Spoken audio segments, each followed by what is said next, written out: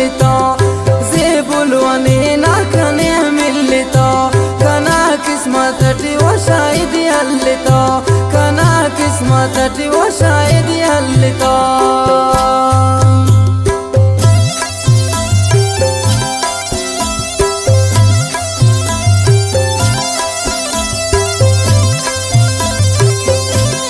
दा शायरी नन तो रब्बी शाह खान अलियदर जतकना बिनिस याकूब जतक बिनिस कादिर जतक और नेमतुल्ला जतक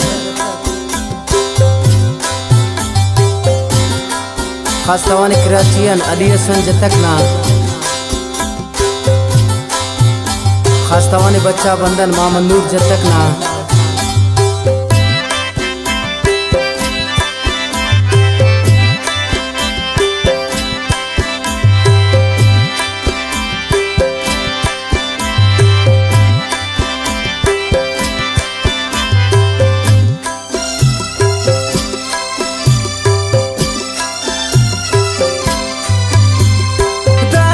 वफाते जीना अफ कमी नास्ते ना सिटने दरे जिंदगी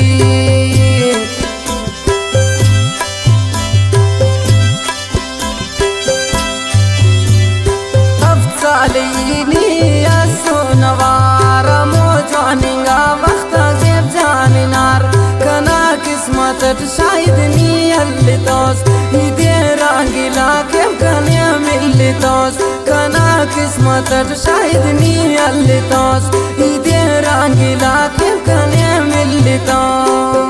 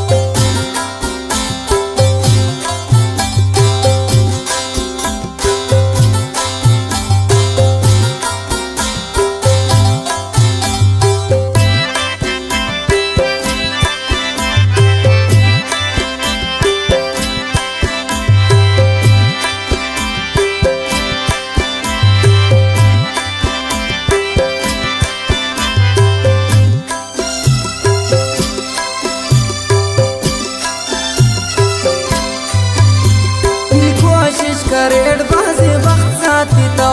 शायद ना खन रखने किस्मत लो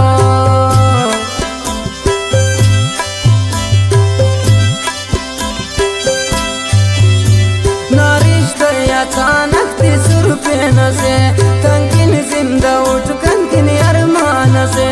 कना किस्मत शायद नी हलतोस इदे रंगीला के कने मिलतोस कना किस्मत शायद नी हलतोस इदे रंगीला के कने मिलतोस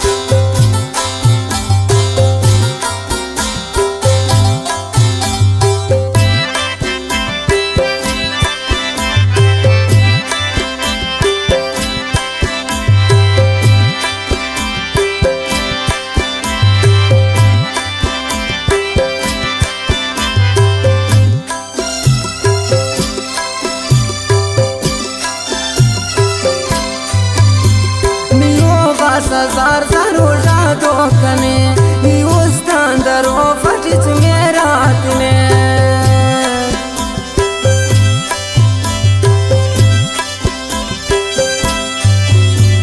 एंगा नस दोल छपा तवार मिलिंकिन बसोस इनी तू सुनवा कना किस्मत शायद नी अल्लितोस इदे रंगीला के कने मिलितोस कना किस्मत शायद नी अल्लितोस इदे रंगीला के कने मिलितोस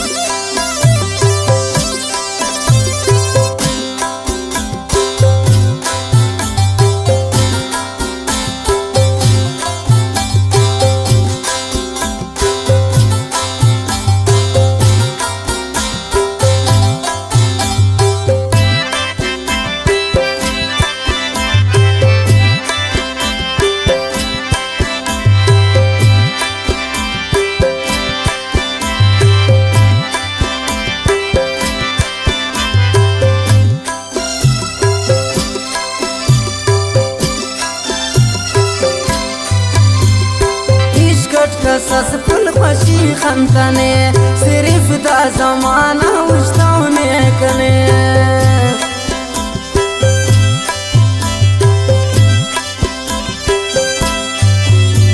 علی درجه تک خس غم سو خدا مهربان نه دے از خنو کنا قسمت شاید نی التوس ایدے رنگیلا کے کنے ملتوس کنا قسمت شاید نی التوس ایدے رنگیلا کے